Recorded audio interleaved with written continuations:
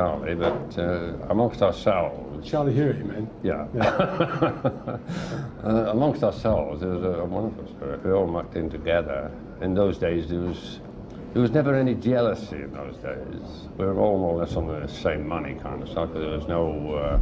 there was a maximum wage, and everybody was more or less on the same money, and everybody was together. All right, you might lose £1 if you dropped into the reserve side, you know, sliding scale, probably 10, I think it was 10 in the summer, 11 in the second team, and 12 in the first team. In 1956, Hewitt was sacked and later won a court case for unfair dismissal.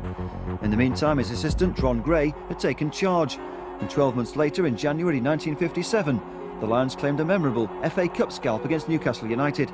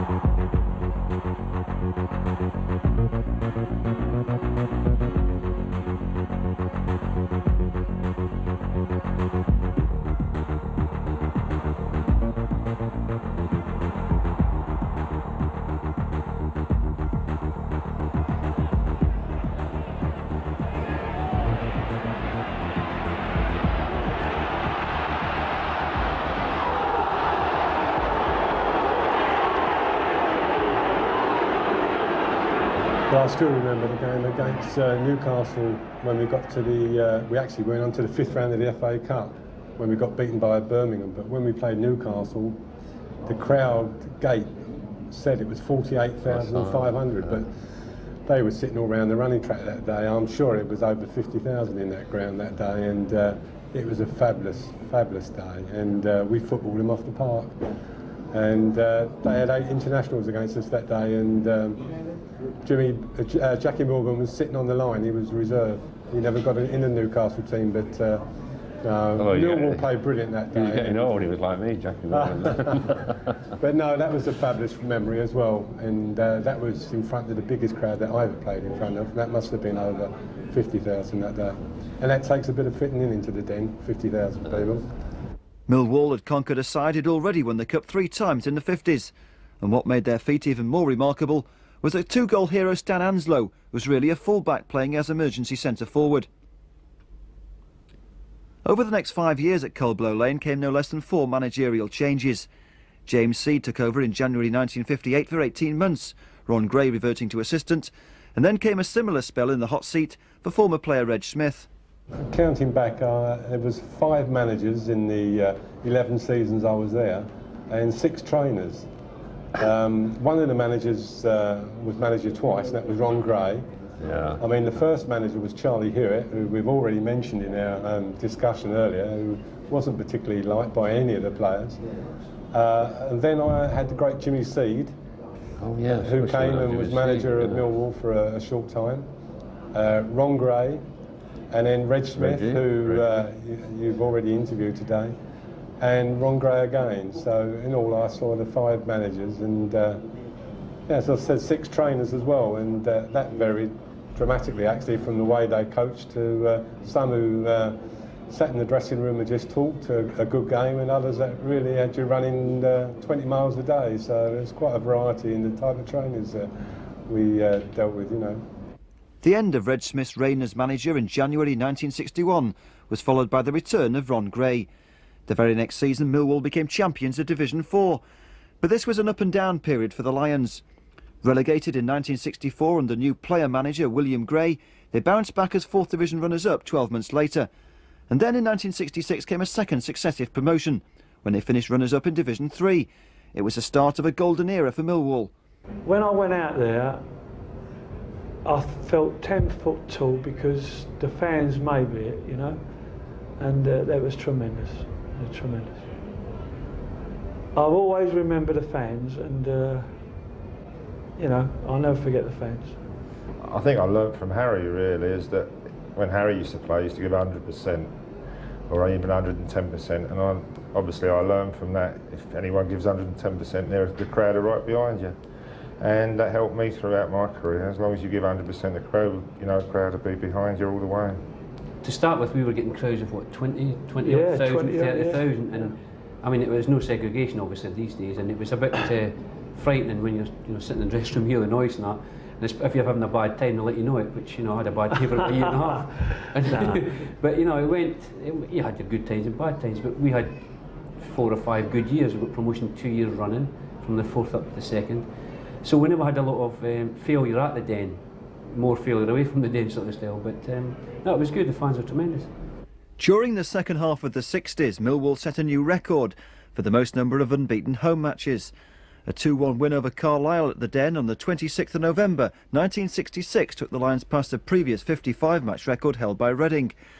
The Lions went on to extend the run to 59 against Norwich on Boxing Day, before finally losing to Plymouth in the first home match of the new year.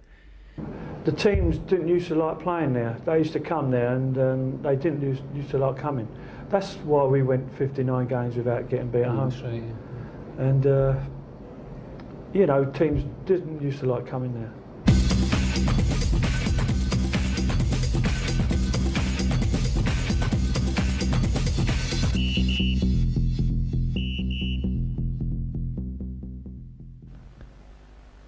In 1971, Millwall set off on a campaign that would take them to the very brink of winning a place in the top flight of the Football League. Unlike previous seasons when Millwall topped the table but then faded out of the promotion reckoning, this time the Lions managed to sustain their challenge right to the end. The Lions lost just 6 matches in a season that was packed with goals. To Malone, looking for Watson. Here's his chance. Well, Dave Watson was looking for his 11th goal then since joining Sunderland, and he won't get much closer than that. And the keeper really reflex action. Hughes just had lifted that foot ready to shoot when Dorney got ahead to it.